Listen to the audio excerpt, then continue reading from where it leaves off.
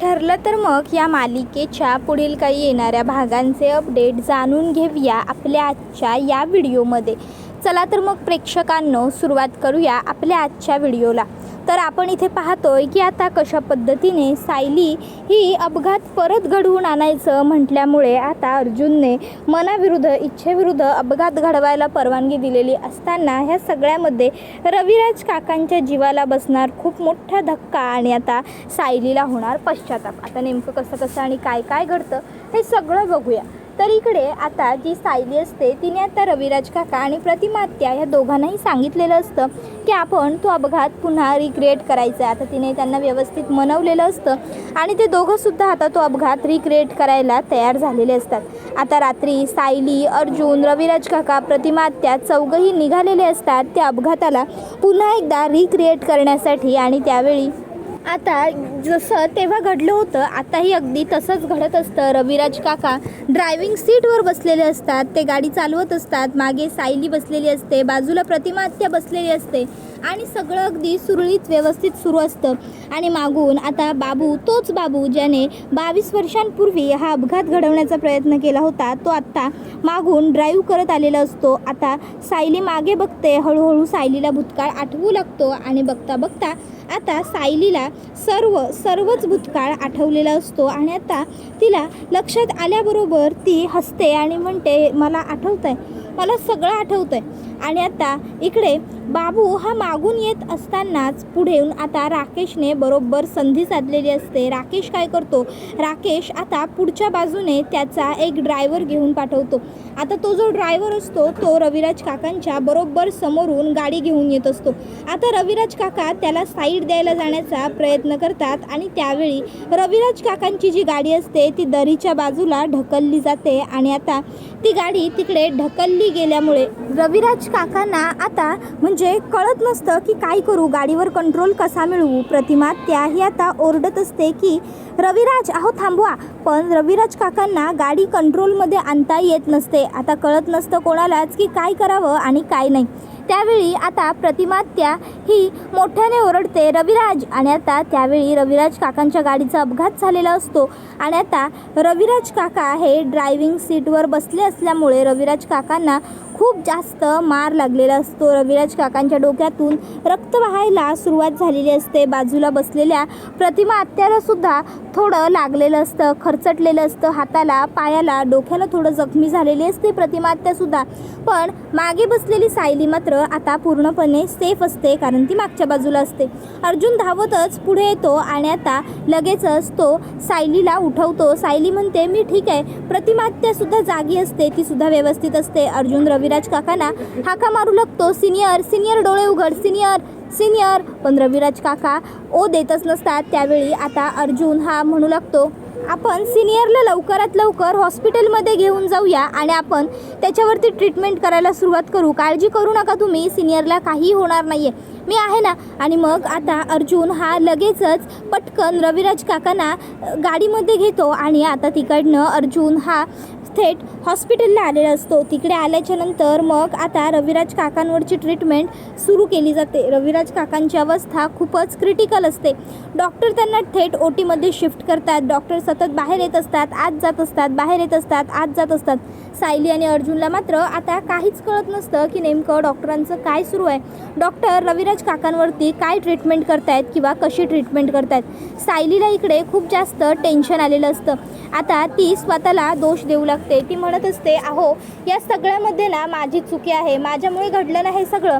जर मी हट्ट धरला नसता, मी जर तो अपघात पुन्हा रिक्रिएट करायसाठी हट्ट धरला नसता तर हे सगळं घडलंच नसतं। त्यावेळी अर्जुन सायलीला समजावतो की हे बघ सायली, उगाच तुला स्वतःला दोष देण्याची काहीही गरज नाही आहे, जे झालं ते सगळं अनावधानाने झालं, तू काहीही जाणून बुजून केलेलं नाही आहेस, त्यामुळे हे बघ तू उगाच स्वतःला दोष देत बसू नकोस आणि तू आता पहिले तर शांत हो सायली, शांत हो। हे बघ अजिबात रडू नकोस, तुझी कशातही काहीही चुकी नाही आहे, त्यामुळे प्लीज डोळे पुस आणि उगाचच्या उगाच स्वतःला सर्व गोष्टींचा दोष देऊ नकोस। सायली, रविराज काकाला काहीही होणार नाही आहे. अगं तो लवकरात लवकर बरा होईल. अगं एवढा मोठा अपघात झाला आहे म्हटल्यावर थोडाफार मार लागणं तर स्वाभाविकच आहे ना. आणि ओटीमध्ये नेलं आहे सिनियरला म्हणून तुला घाबरण्याची तर मुळीच गरज नाही आहे. अगं असं काय करतेस, कशी विसरतेस की आता ओटीमध्ये नेलं आहे कारण त्याचं खूप रक्त वाया गेलं आहे. आता ब्लड वगैरे चढवलं की सिनियरला लगेच बरं वाटणार आहे. त्यावर सायली म्हणते, अहो तुम्ही माझ्या मनाची समजूत करण्यासाठी कितीही काहीही बोललात ना तरीही त्याने माझी मनाची समजूत काही होणार नाही आहे. मला काहीच फरक पडणार नाही आहे कारण मला माहिती आहे हे जे काही घडलं आहे ना ते सगळं माझ्यामुळेच घडलं आहे. माझीच चुकी आहे या सगळ्यामध्ये आणि माझ्यामुळे झालं हे सगळं. म्हणूनच मला खूप खूप पश्चाताप होतो. जर मी हे अपघात वगैरे रिक्रिएशनचं बोललेच नसते आणि मी DNA रिपोर्ट आल्यावरतीच रविराज काका आणि प्रतिमा त्यांना मी त्यांची मुलगी आहे हे सांगून टाकलं असतं तर हे सगळं घडलंच नसतं. पण मला खरंच माझ्या आईवडिलांबरोबर घालवलेले ते क्षण आठवायचे होते. मला मी त्यांची मुलगी आहे या गोष्टीची जाणीव पहिली स्वतःला करून द्यायची होती आणि मग मला हे सगळं त्यांना सांगायचं होतं आणि म्हणूनच त्यासाठी मी हा सर्व घाट घातला होता. मला वाटलंच नव्हतं की या सगळ्यामुळे हे सगळं होऊन बसेल असं. त्यावर अर्जुन म्हणतो, काळजी करू नकोस, आपण डॉक्टरांशी बोलू. सिनियरला लवकरात लवकर बायको बरं वाटणार आहे. मला माहिती आहे अगं तो माझा सिनियर आहे. तो फार काळ असा बेडवरती आजारी पडून राहूच शकत नाही. लवकरात लवकर तो उठेल आणि लवकरच तो शुद्धीवरती सुद्धा आलेला असेल. काळजी करू नकोस. इतक्यात तिकडनं डॉक्टर येतात. सायली लगेचच डॉक्टरांना विचारू लागते, कशी आहे आता रविराज काकांची तब्येत? ते ठीक तर आहेत ना? त्यांना बरं वाटतंय ना? डॉक्टर काहीही करा पण रविराज काकांना बरं करा. आणि सायली हात जोडून रडू लागते डॉक्टरांच्या समोर. त्यावेळी अर्जुन सायलीला मिठी मारतो आणि म्हणतो की शांत हो सायली, काळजी करू नकोस. त्याबरोबर मग आता लगेचच अर्जुन हा डॉक्टरांना म्हणत असतो, डॉक्टर कशी कंडिशन आहे आमच्या पेशंटची? आमचा सिनियर ठीक तर आहे ना? त्यांना काही झालेलं तर नाही आहे ना? त्याबरोबर डॉक्टर हो आता त्याबरोबर लगेचच सायली म्हणू लागते, डॉक्टर आणि प्रतिमा आत्या, आमच्या प्रतिमा आत्यासुद्धा व्यवस्थित आहेत ना? प्रतिमा आत्यांना काही झालेलं नाही आहे ना? फार लागलेलं नाही आहे ना? त्यावर डॉक्टर म्हणतात, एक मिनटं मिस्टर अँड मिसेस सुभेदार, मला बोलू तर द्या. हे बघा, काळजी करू नका. प्रतिमा आत्या ज्या आहेत तुमच्या त्या एकदम व्यवस्थित आहेत, त्या ठीक आहेत. त्यांना थोडं खरचटलं आहे, थोडं लागलेलं आहे, पण बँडेज केलं आहे आपण आता, त्यामुळे त्यांना लवकर बरं वाटेल. 15-1 दिवसांमध्ये सगळं व्यवस्थित होईल त्यांचं. पण राहिला प्रश्न रविराज काकांचा तुमच्या, तर त्यांना मात्र खूप जास्त लागलेला आहे आणि त्यामुळे आपण त्यांचं काहीही सांगू शकत नाही. आता सध्या तरी ते म्हणजे चांगला रिस्पॉन्ससुद्धा देत नाही आहेत ट्रीटमेंटला. जेव्हा ते ट्रीटमेंटला रिस्पॉन्स देतील तेव्हाच आपण त्यांच्याबद्दल काहीतरी बोलू शकू. आणखीन 24 तास ते 48 तास आपण वाट बघूया. जर त्यांनी ट्रीटमेंटला चांगला रिस्पॉन्स दिला तरच आपल्याला पुढे काहीतरी करता येईल. तर दुसऱ्या बाजूला आता जो राकेश असतो तो नागराजकडे आलेला असतो आणि तो नागराजला आता हा अपघाताचा प्रसंग सांगतो. तो म्हणत असतो, बाबा खरं तर मला त्या पूर्ण किल्लेदार फॅमिलीला संपवायचं होतं पण मला ते शक्य झालं नाही कारण की ती प्रतिमा आणि ती सायली त्या दोघीजणी वाचल्या पण तो रविराज मात्र पूर्णपणे संपल्यातच जमा आहे. बाबा तुम्हाला सांगू का, तो मेला तर ह्या दोघी ऑलरेडी वेड्यापिशा होऊनच जातील. त्याबरोबर मग नागराज चिडतो आणि म्हणतो, अरे मूर्खा, अक्कल आहे का तुला? काय विचित्र वेड्यासारखं वागला आहेस, कळतंय का तुला? अरे बावळटा, गाढवा, जर त्या दोघीजणी मेल्या तर तरी चाललं असतं पण हा रविराज मरून आपल्याला चालणार नाही आहे. जर हा रविराज मेला तर याच्या एवढ्या प्रॉपर्टीची जी आजपर्यंत मी वाट बघतोय मला मिळावं यासाठी थांबून राहतोय, ती सगळी प्रॉपर्टी मला मिळणार कशी? काहीही झालं तरी तो रविराज मरता कामा नये, तो रविराज जगायला हवा. कळतंय काय गाढवा? जेव्हा एकदा का त्याची प्रॉपर्टी आपल्या नावावर झाली की त्यानंतर मग तो मेला ना की मग काही फरक पडणार नाही आहे मला. पण जोपर्यंत त्याची प्रॉपर्टी आपल्याला मिळत नाही तोपर्यंत त्याला कुठल्याही परिस्थितीत जिवंतच राहावं लागेल, जिवंत ठेवावंच लागेल. कळतंय का? त्याबरोबर लगेचच आता इकडे तो म्हणू लागतो, अहो बाबा मला काय माहिती होतं हे सगळं असं होईल म्हणून. मला वाटलं की जरी तो रविराज मेला तरी त्याची प्रॉपर्टी सगळी काही वारस म्हणून आपल्यालाच मिळेल ना. त्याबरोबर नागराज म्हणतो की अरे गाढवा, तुला वाटतंय का की माझ्याबद्दल त्याला एवढं सगळं सत्य समजल्याच्या नंतर त्याने त्याच्या प्रॉपर्टीला वारसदार आपल्याला ठेवलं असेल म्हणून? हे बघ, असं अजिबातच काही नाही आहे. आपण त्याच्या संपत्तीत कुठेच नाही आहोत सध्या. त्याबरोबर मग तो म्हणू लागतो की ठीक आहे बाबा, तुम्ही काळजी करू नका, मी काय करायचं ते बघतो. तर दुसऱ्या बाजूला इकडे आता जो अश्विन आहे त्यालासुद्धा ही गोष्ट कळते की रविराज काका हॉस्पिटलाइज आहे. मग अश्विनसुद्धा आता हॉस्पिटलला आलेला असतो. तो सुद्धा आता प्रतिमात्या, सायली आणि अर्जुन ह्या तिघांनाही दिलासा देऊ लागतो आणि म्हणत असतो की हे बघा, तुम्ही तिघांनीही काहीही काळजी करू नका. आपण रविराज काकाला काही होऊ द्यायचं नाही आहे.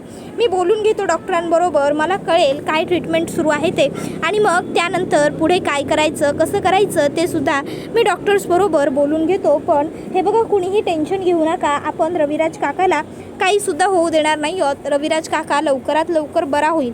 तुम्ही निश्चिंत राहा, निवांत राहा. त्याबरोबर मग आता इकडे सगळ्यांनाच रविराज काकांची खूप जास्त काळजी वाटत असते. आता इकडे मग सगळेच जण काळजीत असतात, टेन्शनमध्ये असतात. सायली आता देवाकडे येते आणि म्हणत असते, का इतका निष्ठुर वागतोस रे नेहमी माझ्या बाबतीत? काय मिळतं तुला माझ्याबरोबर हे असं करून? तुझ्यावर मनोभावे विश्वास ठेवते, तुझ्यावर श्रद्धा करते, तुझं सगळं मनापासून आवडीने करते, म्हणून नेहमी माझ्याच बाबतीत हे सगळं वाईट घडतं का? एवढे वर्ष मी अनाथ म्हणून वाढले, मला माझे आईबाबाच मिळाले नाही, आणि आत्ता कुठेतरी जाऊन मला माझे आईबाबा मिळाले होते, तर तू आता त्यांनासुद्धा माझ्यापासून दूर करण्याच्या मागे लागशील का? जर आज माझ्या वडिलांना काही जरी झालं ना, तर माझी तुझ्यावरची सगळी श्रद्धा संपली असं समज. पुन्हा कधीच तुझ्या उंबरठ्यावर पाऊल ठेवायला सुद्धा येणार नाही. ही तन्वी रविराज किल्लेदार उर्फ सायली अर्जुन सुभेदार. समजलं ना तुला? तुला वाटत असेल की सगळं तुझ्या मर्जीप्रमाणे घडेल, पण तसं नाही होणार. तर दुसऱ्या बाजूला इकडे आता जी प्रतिमा आत्या असते ती सुद्धा टेन्शनमध्ये असते. तर कल्पना ही आता प्रार्थना करत असते देवाकडे की देवा, अरे काय ही संकटांवर संकट आमच्या घरावर आणत आहेस. आता तरी प्लीज हे सगळं थांबव आणि आमच्या घरातलं सगळं काही सुरळीत कर, व्यवस्थित कर. हे सगळं संकटांवर संकट नको रे आणूस आमच्या घरावर. आता कुठे हळूहळू घर सावरायला लागलं आहे, तर त्याला सावरू देत. तुझी कृपा आमच्या सगळ्यांवर राहू देत. त्याबरोबर प्रतिमा आत्यासुद्धा म्हणत असते, रविराजना काही होणार तर नाही ना? या सगळ्यामुळे रविराजना जर काही झालं ना, तर मी स्वतःला माफ नाही करू शकणार. गेली 22 वर्ष मी त्यांच्यापासून दूर राहिले, आणि आता पुन्हा जर सगळं तसंच झालं तर नाही मला चालणार, नाही चालू शकत मला हे सगळं. रविराज, काहीही झालं तरी तुम्हाला बरं व्हावंच लागेल. तुम्हाला तुमच्या प्रतिमासाठी बरं व्हावं लागेल, तुम्हाला आपल्या घरासाठी बरं व्हावं लागेल. रविराज, अहो उठा ना, व्हा ना बरे लवकर. जर तुम्हाला काही झालं तर मी काय करू? तुमच्याशिवाय माझं आहेच कोण? तुमच्याशिवाय मी अपूर्ण आहे. रविराज उठा. असं आता प्रतिमा त्या बाहेरून ICUच्या काचेत बडबडत असते. ती खूप जास्त ढसाढसा रडत असते. रविराज काकांना हे असं ICUमध्ये खॉटवर पडलेलं बघून तिला खूप त्रास होत असतो, पश्चाताप होत असतो, आणि ती म्हणत असते की मला कळत नाही आहे रविराज, मी काय करू? प्रतिमा अगं शांत हो, असं कल्पना म्हणत असते. तर कल्पनाला प्रतिमा म्हणते, कशी शांत हो कल्पना, तू सांग ना, बघतेस ना काय अवस्था झाली आहे ती यांची. त्याबरोबर आता इकडे प्रतिमा आत्याची जी अवस्था झालेली असते ती बघून तर सायली आणखीनच जास्त स्ट्रेस झालेली असते, आणि सायली आता रडत असते आणि म्हणत असते की हे सगळं माझ्यामुळे झालं आहे, मी दोषी आहे सगळ्याला, मी गुन्हेगार आहे सगळ्याची. मी जर बाबांना काही जरी झालं ना, तर मी स्वतःला कधीच नाही माफ करू शकणार आहे. मला काय गरज होती ते सगळं काही परत घडवायला जायची? जर मी या सर्व नादी लागलेच नसते ना, तर आज बाबांना हे सगळं भोगावं लागलंच नसतं. अर्जुन म्हणत असतो की बायको शांत हो, घाबरू नकोस, काळजी करू नकोस, सगळं व्यवस्थित होईल. अगं गाडीचा अपघात मोठा झाला होता, त्यामुळे सिनियरची कंडिशन क्रिटिकल आहे. पण आता अश्विनसुद्धा आला आहे ना, अश्विन म्हटला ना आपल्याला की काही होणार नाही, सगळं छान होईल, सगळं व्यवस्थित होईल म्हणून. किमान आपण अश्विनवर तरी विश्वास ठेवायला हवा की नको? हे बघ, अश्विन आहे ना, अश्विन सगळं व्यवस्थित करेल, ठीक होईल सगळं. पण जर तू अशी रडत बसलीस ना, तर मात्र सगळंच बिघडून जाईल. रडण्याची, काळजी करण्याची काहीही गरज नाही आहे, सगळं होईल, व्यवस्थित होईल. तू निश्चिंत राहा, निवांत राहा बायको, काळजी करू नकोस. हे बघ, काळजी केल्याने काहीच हाती लागणार नाही आहे, प्लीज रडू नकोस सायली, प्लीज. आणि मग आता अर्जुन हा सायलीची खूप वेळ समजूत काढतच राहतो, जेणेकरून आता सायलीने शांत व्हावं. कशीबशी करून अर्जुन सायलीला शांत करतो खरी, पण आता अर्जुनच्या मनामध्ये एक प्रश्न फिरू लागतो, तो म्हणजे हे सगळं कुणी घडवलं, का घडवलं? म्हणजे ती जी सिनियरच्या समोरून गाडी आली ती कशी आली, का आली? तो तर रस्ता नेहमीच सामसूम असतो, बरोबर आजच गाडी कशी आली? आजच त्या रस्त्याला तो माणूस कुठून आला असेल, आणि तो सिनियरला टेक ओव्हर करण्याच्या भानगडीत का पडला असेल? ह्या सगळ्याचा काही संबंध तर नाही आहे ना, हे सगळं लिंक तर नाही आहे ना? ह्या सगळ्याचा नेमका काय अर्थ आहे, ह्या सर्व गोष्टींमध्ये आता अर्जुन मग्न असतो. त्याबरोबर हा व्हिडिओ इथेच संपतो. व्हिडिओ आवडला असेल तर व्हिडिओला लाईक करा. चॅनलवर नवीन असाल तर चॅनलला सबस्क्राईब करा आणि बेल आयकॉन आठवणीने प्रेस करा, जेणेकरून तुम्हाला पुढच्या प्रत्येक व्हिडिओचं नोटिफिकेशन मिळत जाईल आणि सर्व व्हिडिओंचा आनंद हा अगदी उत्तम पद्धतीने घेता येईल. चला तर मग प्रेक्षकांनो, आजच्या पुरतं इथेच थांबूया. पुढचा व्हिडिओ येईपर्यंत या व्हिडिओचा आनंद घेत राहा. तुम्हाला ठरलं तर मग ही मालिका कशी वाटते हे आम्हाला कमेंटमध्ये सांगायला विसरू नका. टाटा, बाय बाय, धन्यवाद. Take care all of you.